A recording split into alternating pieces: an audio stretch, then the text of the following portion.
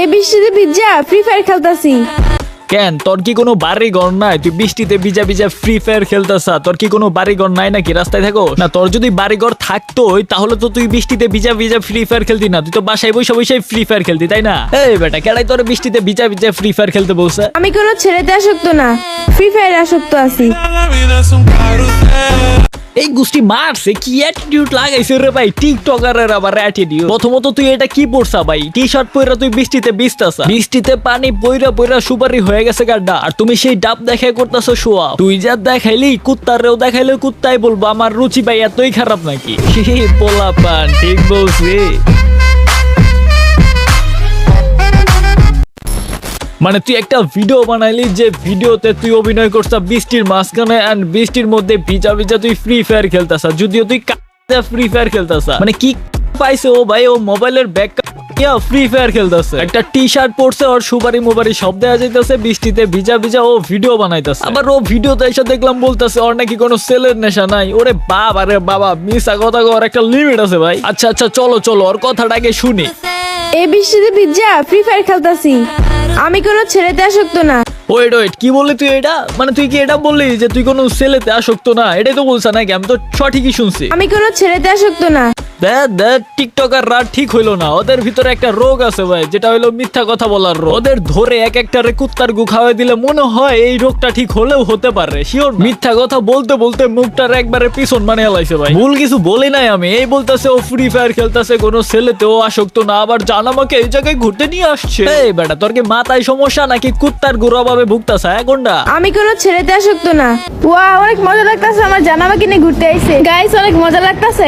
আমি কোনো ছেলেতে আসক্ত না। अरे मुझे चक्कर आने लग गया अब।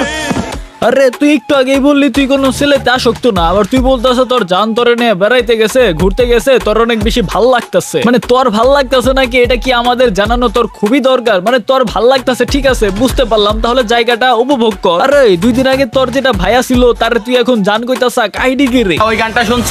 কোন গানটা? ওই যে সম্পর্ক বদলে গেল, সম্পর্ক বদলে গেল একটি পলকে, এ আপনকে যে পর হলো রে।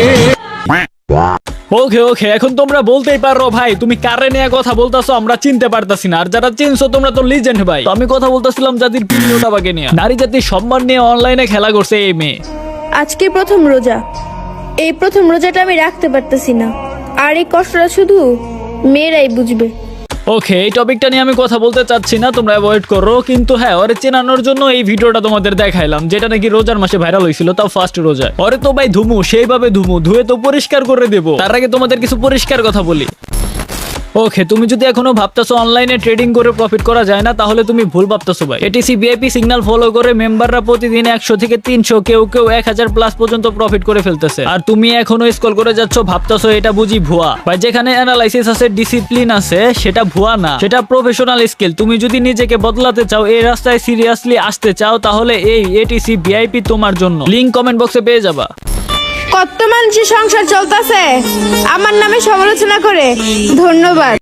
আচ্ছা আচ্ছা ওকে ওকে তুই কি বললি? তোর নামে সমালোচনা করে কত মানুষের নাকি সংসার চলতেছে? আরে খয়রাতি তুই নিজের কি মনে করছ? তুই টিকটকে ভিডিও বানাইতেছ বৃষ্টিতে ভিজা ভিজা, আর বলতাছ কি ফ্রি ফায়ার খেলার জন্য আমি বৃষ্টিতে ভিজতেছি। বাড়ি ঘর নাই রাস্তায় থাকোস খয়রাতি। আর তুই কি কইলি কত মানুষের সংসার চলে তোর সমালোচনা করে? ওই বেটা তোর কাছে টাকা আছে, যদি টাকা থাকতো তাহলে একটা জামা কিনতি, টি শার্ট পরতি না। আর তোর কাছে যদি টাকা থাকতো তাহলে একটা উড়না কিনতি, উড়না ছাড়া থাকতি না। আমার তো তোর দেখে ফকিন্নি মনে হয়, রাস্তায় বাড়ি নিয়ে বসে থাকো, চুলের কালার করছে একবারে কবিতরের গুয়ের কালার। না না কবিতরের গু না, কবিতরের গু যদি ওর মাথায় পড়ে তাও এটা একটা সম্মানের বিষয় ওর জন্য। মানে কবিতরের মতো একটা প্রাণী, এত সুন্দর প্রাণী, ওর মাথায় হাগু করছে, একটা সম্মানের বিষয় না ওর কাছে? আমার মনে হয় না, আমি শিওর ওর নিজের পাশার হাগু ও নিজে মাথায় লাগিয়ে নিজেকে প্রকৃত টিকটকার দাবি করছে, টিকটকার হয়ে গেছে। মানে তুই আমার ক ভাই তোর কি ভাই টাকা পয়সা নাই? দেখা তো মনে হয় যে না টাকা পয়সা থাকার কথা, ভিক্ষা টিক্ষা কইরা মনে হয় কিছু পাস। যদি টাকা পয়সা থাকে, বা আমার কথা বাদ দে, তোর আমার কথা শুনতে হইব না, তোর কাছে যদি টাকা পয়সা থাকে মানলাম তুই অনেক ভালো মানুষ, তোর কাছে অনেক টাকা পয়সা আছে, তোরে খয়রাতি বইলে আমি ভুল করছি, তাহলে একটা